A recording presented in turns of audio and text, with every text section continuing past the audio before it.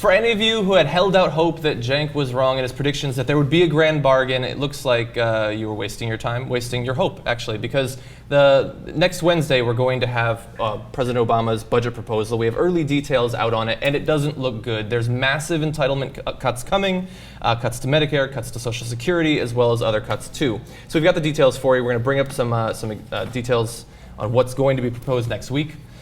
So overall, it's expected to reduce the deficit by $1.8 trillion over 10 years. And it does that in a number of different ways. We're going to be having $400 billion in healthcare savings or cuts, depending on how you look at it. Means testing of certain benefits in Medicare.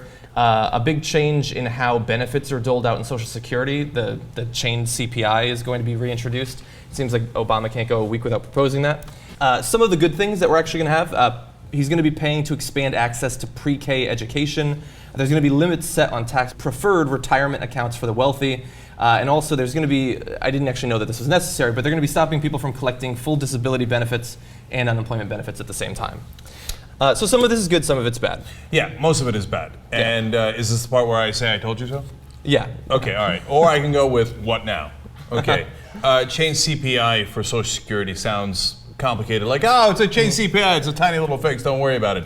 It's an epic disaster. And look, let's just get right to it. Real liberals are saying, and real progressives are saying, let's primary all the Democrats who vote for this. Now, of course, if you're a Democrat and you vote against conservatives, there's massive consequences. Like, oh my God, if you vote for gun control, watch out. So they all panic, they don't vote for it. Well, there should be some goddamn consequences if you vote to cut Social Security as a Democrat. So, a lot of people have different opinions on it. My opinion is absolutely clear. Let me give you the numbers first before I get into Obama's horrible, ridiculous, I'll leave it there, strategy, okay? I could add a lot of adjectives. Bernie Sanders makes some great points. If you're 85 years old, you're only getting $1,200 a month, right, from Social Security. It's not like you're getting rich off it. $1,200 a month, that's it, right? As an example, 85-year-old. Well, let's assume you're not. That's in addition to whatever you're making from your job. Yeah. As a greeter at Walmart. Yeah, because you'll have to be working at a couple different jobs at that point. Anyway, what change CPI But it's almost reduction, exactly what my mother gets. She gets like a little, by the way, I can't believe I don't know because in every phone conversation, she tells me. Right. Tell your mom she's about to get $1,000 a year less because of this deal. $1,000 a year. You know how much that is? Now, if you're a millionaire, it's not that big a deal. You're living off of $1,200 a month. $1,000 less is terrible. It's dramatic. And look, it's not just that. First of all, we're looking at so many different numbers that are going to hurt, including veterans, by the way. Let me give you more on Social Security, first of all. If you're an average 65-year-old, you're going to get $650 a year less in benefits. 75-year-old, $1,000 is, 85-year-old is $75,000. And so then when you look at veterans, you've got 30-year-olds. People don't talk about the veterans. And understand these are disability benefits. You were in Iraq, you got your legs blown off. You got your eyes blown out of their sockets. I mean, look, stuff happens, you get blinded, right? All these different disabilities, all the different things that could happen to you. Well, sad day for you. If you're a 30-year-old, you're going to lose $1,400 a year from this plan by the time you reach age 45. By the time you reach age 55, you're going to lose $2,300 a year. By the time you reach age 65, you're losing $3,200 a year. Now that's every single year. They take it out of your pocket. They take it out of your pocket. By the way, you know what you could do that would give you almost the same exact amount of savings? You could get rid of just one offshore tax haven loophole, and it raises in the ballpark of the same $100 to $112 billion.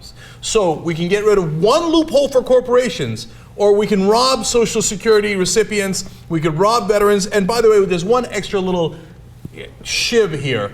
It also affects taxes, and you know who it affects? Not millionaires. It is an incredibly regressive form of a tax increase. The people that get hurt the most are the people in the bracket of $30,000 to $40,000 a year. And the one of the things in here that liberals like, that I like, is the funding for pre-kindergarten, which is good. It's obviously incredibly valuable to get kids into school then. That's clear to everyone except conservatives who don't believe in any sort of study. But it's being funded by an increase in tobacco tax, which I get on some level. But I mean, the only people, again, if you're a millionaire smoker, whatever on the tobacco tax.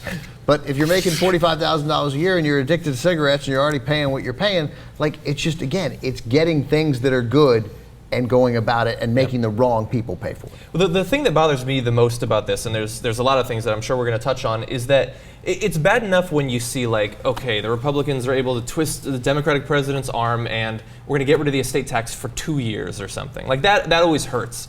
But they're fundamentally changing the way that the benefits are doled out, and it's going to hurt not for 2 years, but for decades and decades until eventually, hopefully, this is changed back. Like, he's prematurely compromising in such a long-lasting sense that long after he's dead, many presidents later, it's just going to continue to hurt. And if it's not indexed to inflation in the correct way, the gap is only going to get bigger and bigger over time.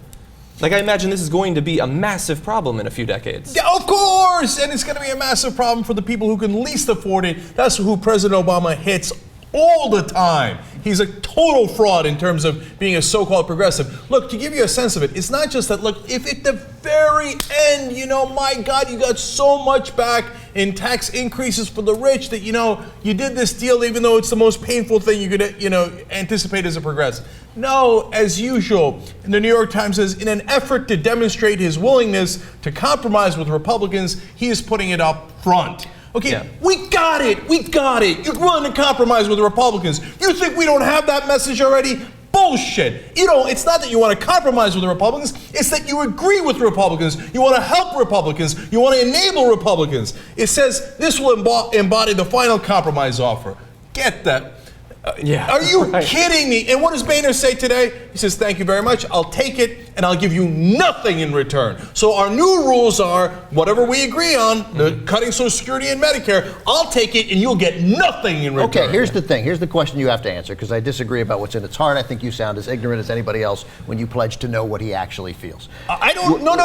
I know through his actions. The man is a corporatist, not 99%, 100%. Corporations, what do you need? You need tax cuts? Screw it, I'll rob the veterans, I'll rob the poor, and I'll give it to you. You're the President of the United States. Stop yelling and tell me what you do with a house that'll give you nothing. What would you do?